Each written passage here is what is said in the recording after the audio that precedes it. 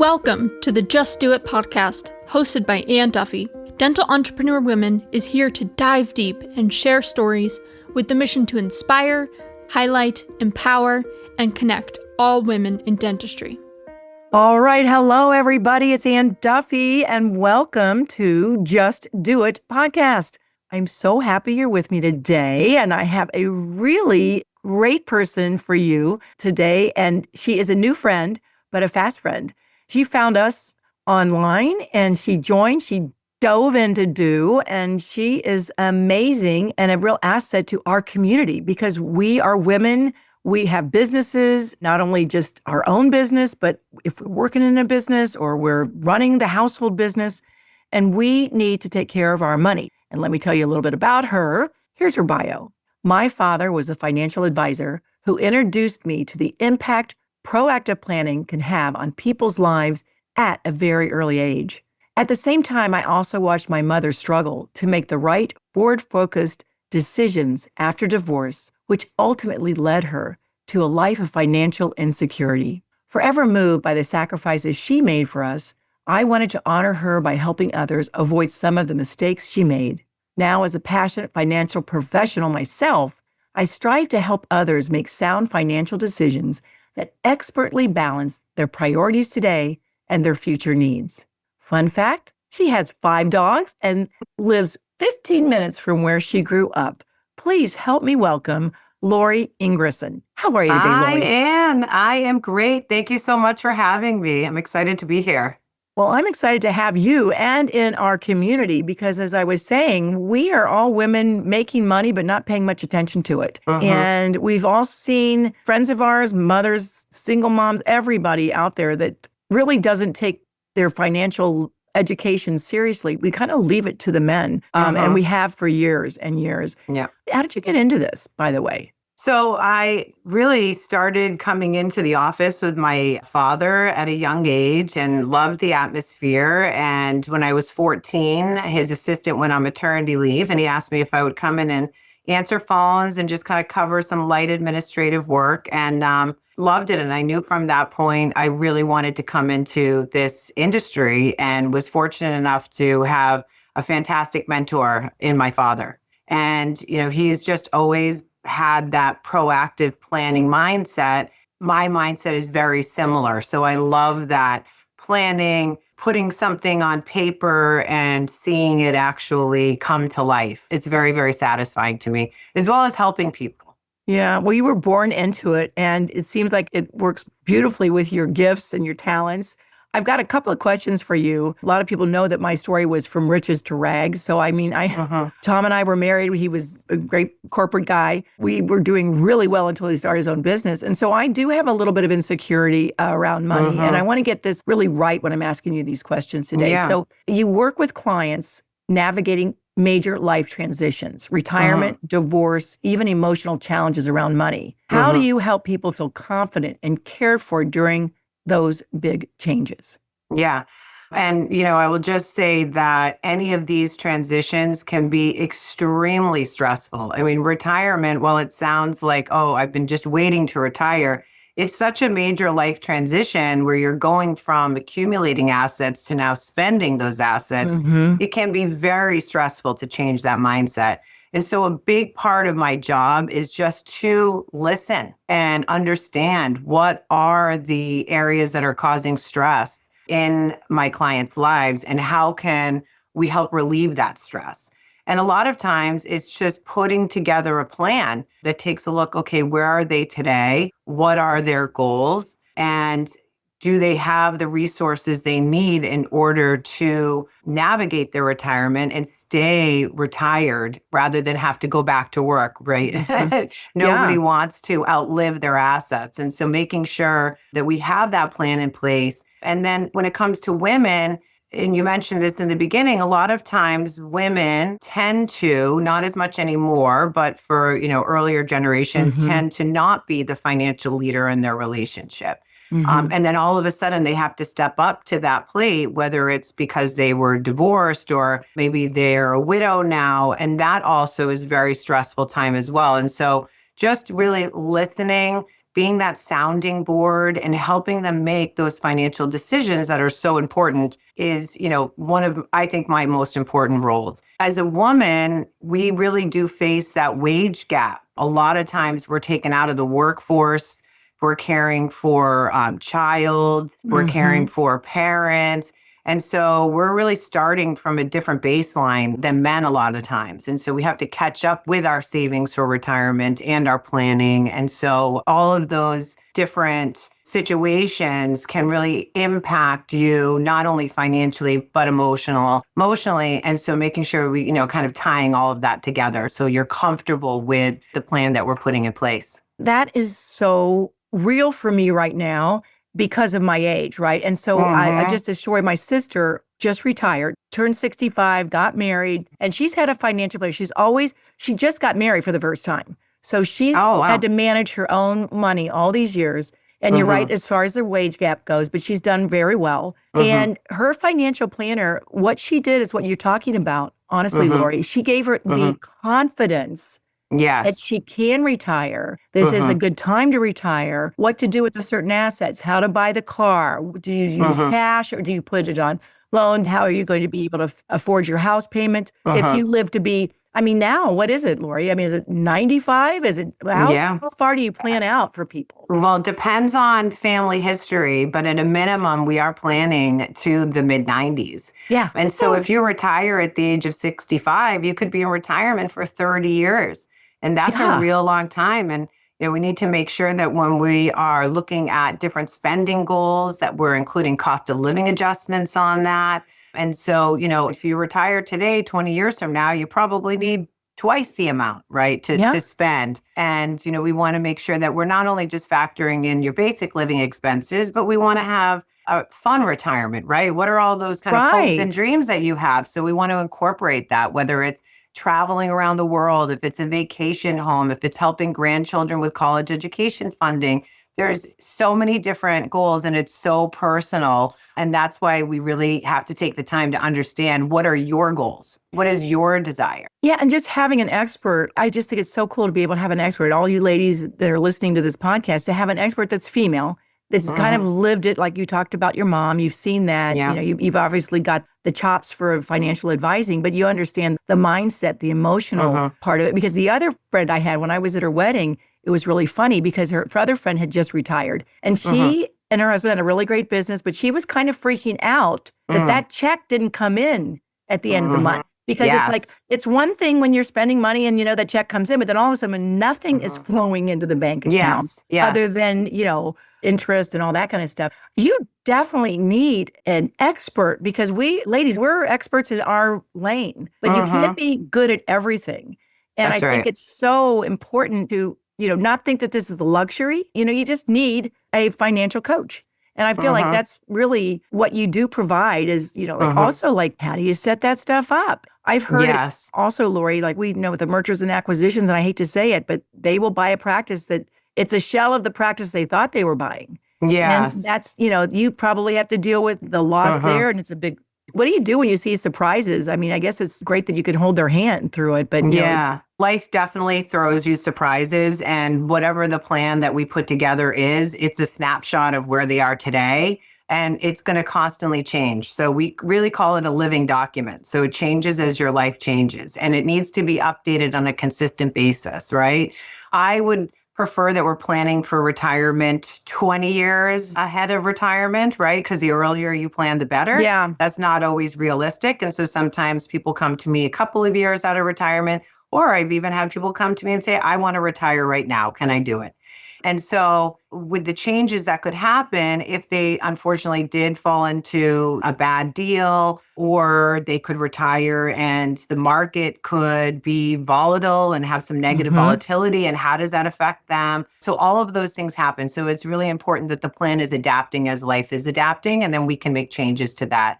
And because we're projecting so far out into the future, we can really get a good idea if we were to have some sort of a fluctuation, how is that going to affect them 10, 20 years from now? So what are some small changes that they could make today to improve that result. Earlier, I remember the first call we had together that relationships were so important to you. And so it's not like somebody retires and they give you your portfolio and you say, okay, this is how it's going to go. I mean, you probably have to go to a lot of funerals because you stick with people until they're no longer able to, live on this earth. And then how do you distribute that? And I didn't ever think about that as just such a relationship business. It is. Yeah, it is. I mean, we have had clients. My father has had clients for 40 years. I've had clients. Well, I'm going on my 26th year. So I've had clients for like 25 years. And you're right. You do see them through all different stages of life. And we also strive to have relationships with the next generations too. So in some cases, I've got the grandparents down to the grandchildren. And so, it's really nice. And you're a part of their lives.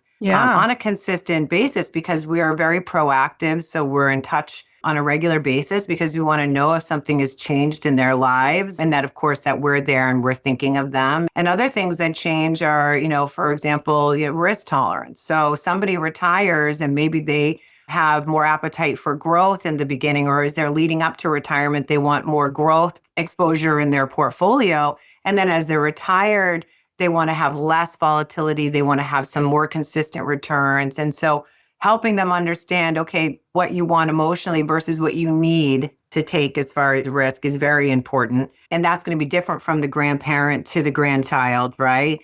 And also when somebody's headed into retirement, I would think, is that if they're a professional in the dental world, I think the last thing they want to do when they're in retirement is researching stocks and investments and, should that be what's in my portfolio? So really relying on the financial professional to do that, I think is very important because just like I'm not going to go pull my own tooth, I would think, you would go to a financial professional to do their due diligence and the research and to build the portfolio. So you're not spending your precious time bogged down in things that could make you more anxious, right? And so there's so much information out there. It's sometimes hard to make those decisions. And so that's where we come in too. Making sure we're up to date on all of their life changes, understanding how their portfolio should align with that.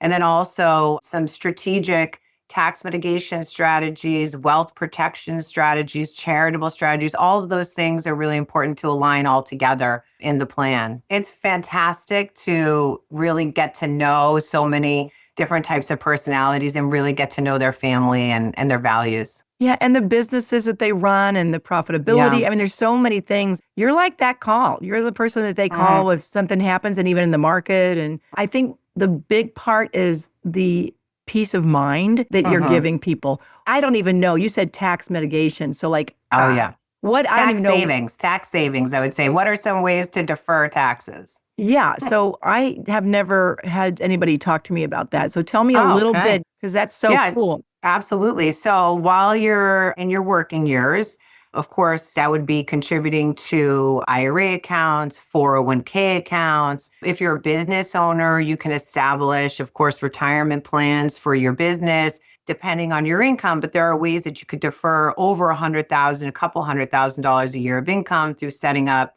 It's a defined pension plan or a cash balance plan. So we actually do that for our dental clients a lot in the cases that they are looking to defer that income. They have high cash flow coming in and they don't need to spend all of that. So that's kind of the question that we hear a lot. How can I save in taxes? I'm paying too much in taxes. And so that's one way during the accumulation phase, or what we would say your working years when you're saving. When you're retired, there are various strategies. Have you ever heard of a Roth IRA conversion? Yep. So that's one. It's funny because when you implement the Roth conversion strategy, you have to pay taxes in the year you do that. So it seems like, well, that's counterintuitive. I'm paying more taxes now. But the goal of that is to reduce a future requirement that you'll have from the IRA. You'll have to take a minimum amount out of the IRA later on. And when you have a significant amount of money in the IRA accounts, that can result in a very high income stream, passive income stream in retirement. And in a lot of cases, more than they were making, right? So while they're earning years, all of a sudden they've got to take out a couple $100,000 of IRA distributions. And so that Roth conversion, the idea is you convert the traditional IRA assets to the Roth IRA assets. It reduces those required minimum distributions out in your 80s and 90s. which then creates a domino effect when you have to take those high withdrawals because it could potentially increase your Medicare premiums too. So Oh, it yeah. all works together in that sense. And then you're also passing at the end, you'll pass more tax-free assets onto your beneficiaries. So that's a couple of different strategies. Another one is called a qualified charitable distribution. So we have a lot of clients that are charitably inclined. And once they reach 70 and a half, when they start taking withdrawals from the IRA account, if you make those charitable contributions directly from your IRA, that will go against your required minimum distribution. So let's just kind of keep it simple math. You donate $100 from your IRA account to the charity, it goes directly to your required minimum distribution, and then you don't pay any income tax on that withdrawal. Okay, Wow. so yeah, so it's a real impactful way to benefit the charities that you're holding near and dear, but also then reduce your tax bill. So I say you can do good and do well at the same time, right? So Mhm. those are a few strategies that we are looking at for all of our clients and making sure that we're making recommendations around that. That is great to hear. So we have the Do Good Fund at the retreat. And so hopefully Yes. you've all listening, you make sure you listen to this podcast Yes. because again, I mean, so many things that we don't know. We don't know about these Yes. things. And like I have a good accountant and Yeah. accountant is not the way to go. You think you have a good accountant. That's Mhm. different. Tell the difference between Mhm. an accountant and a Yeah. financial advisor. And a financial advisor. Well, so depending on the accountant, because I don't want to lump everybody in Right. one pool, but I have found in my career that CPAs and accountants tend to be a little more transactional. And what I mean by that is they are constantly chasing deadlines through no fault of their own. It's just that the Mhm. way the nature of it is. And so they are just kind of doing these returns and they may pick out, oh, hey, you didn't make an IRA contribution. Make sure you do that, which is a small deduction that they're getting from that. But more of Mhm. the planning, I think that working with a certified financial planner is very beneficial. So working with the planner and the accountant together is even better. So I really like a team approach. I like to work with the CPAs. I like to work with the estate planning attorneys. And that way we can put a plan together and see how that it directly affects that person's return or estate plan and then implementing it on our end. So we'll make this Roth IRA conversion recommendation and then I'll bring the CPA in on a meeting so we can directly show how it impacts their income and their taxes over their lifetime. And then they tell us how does that impact their taxes in this next tax year. So how much Mhm. more they would have to pay and then help us kind of understand the thresholds that we're trying to stay within. But I think with the financial planner in the title, it is a little bit more planning wise. Mhm. Well, I love it. It sounds like you're the quarterback.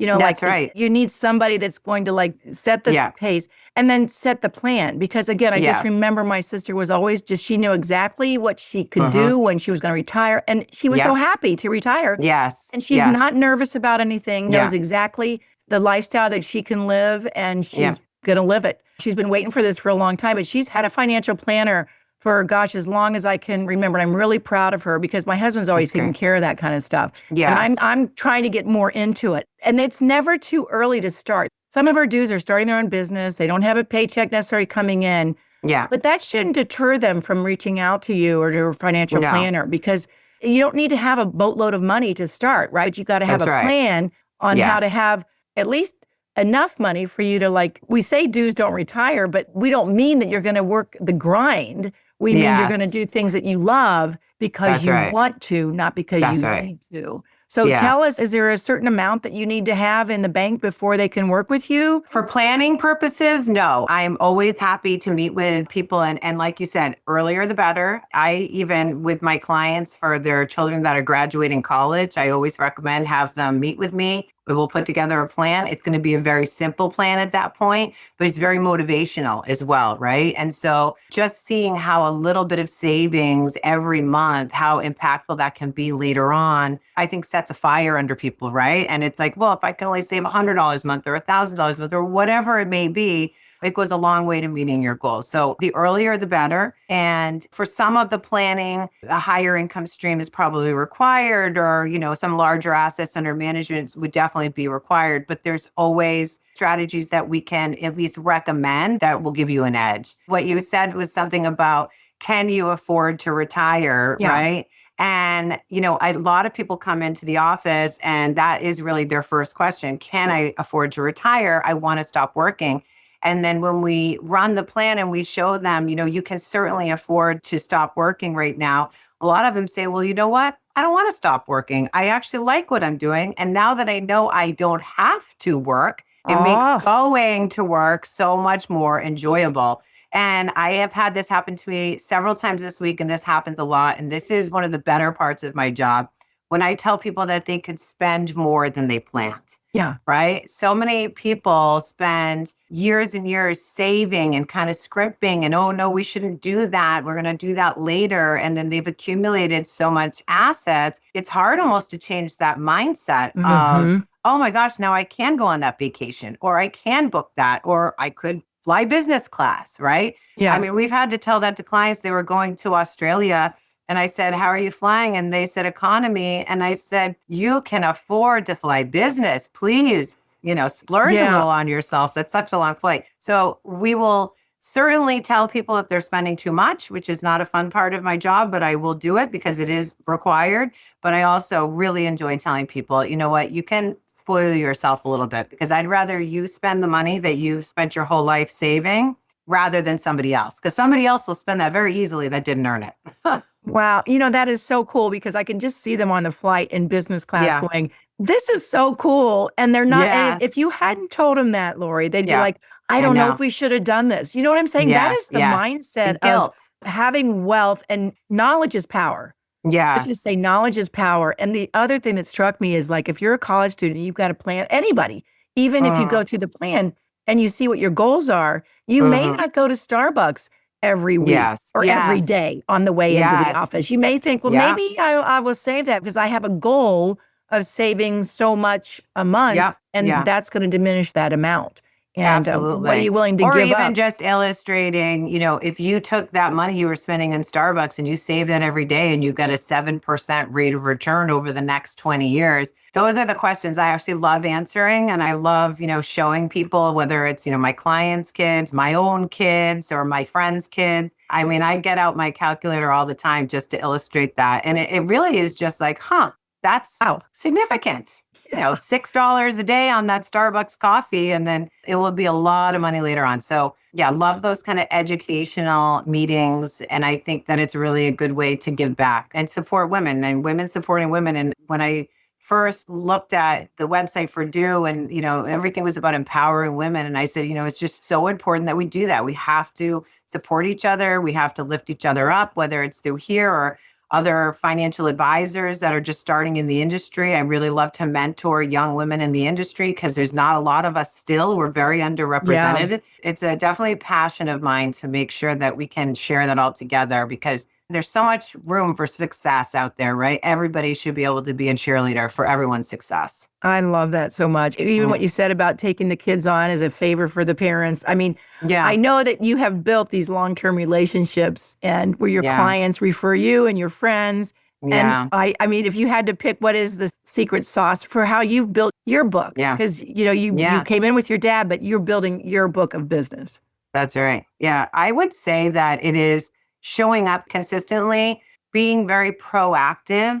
And I bring it back to the beginning, listening, and actually listening, and remembering the important things that are going on in their lives. And it's not just about, okay, what did the S&P 500 do? What's going on in their lives that's affecting them, and just showing up for them when needed, right? And so I think that we have a real sense of loyalty with our clients, and clients become friends, and friends become clients. So it's I just think, such a wonderful business. I think as maybe a woman that didn't have exposure to it, it might feel intimidating to get into this industry, but it's really a lot about relationships and long-term relationships. So I think that is the key. And being able to tell my clients if they could fly business class, and they're probably telling their friends, well, my advisor told me that I could do that, and oh, who's your advisor? And I think that's where we'll come up in a conversation and we'll get those referrals, because most of my referrals do come from my clients, which is a really validating feeling. Yeah, that doesn't surprise me. And that is a real testament to who you are and who you have been all this time and in the future.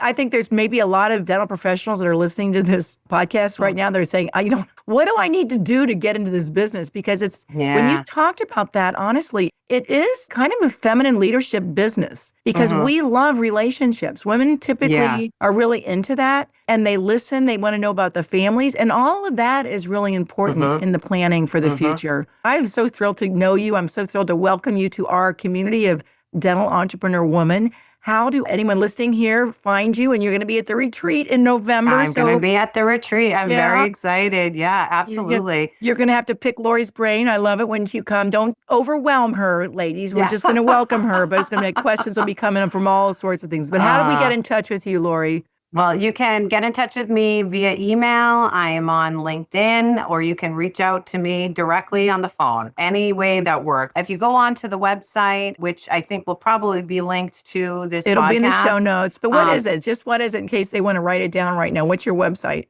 So it's Allworth, ALLWORTH, financial.com/r-team/Laurie Ingwersen. Yeah. But if you just Google me and Allworth, it will come up. And then on that page, there's actually a link to schedule a meeting with me. That's pretty cool.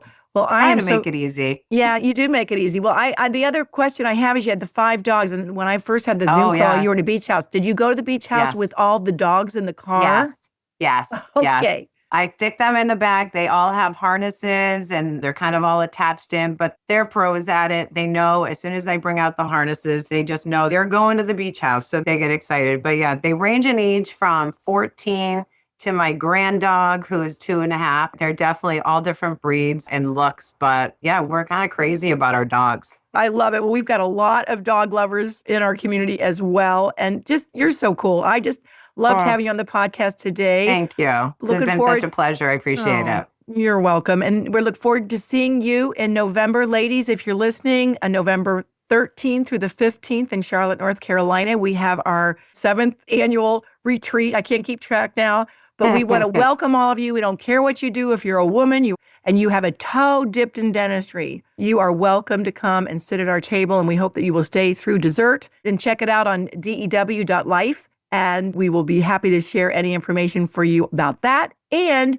all of you listening, remember the most important thing is to keep doing you. Thank you so much, Laurie. I'll see you on the road. And for sure, I'll see you in November. Absolutely. Thanks so much. Thank you for listening to the Just Do It podcast, hosted by Ann Duffy. To learn more about dental entrepreneur women, to share your story, or to join the movement, please visit our website, dew.life. That is DEW.life. Subscribe to the show on Apple Podcasts or your favorite podcasting app to make sure you don't miss an episode. And in the meantime, keep doing you.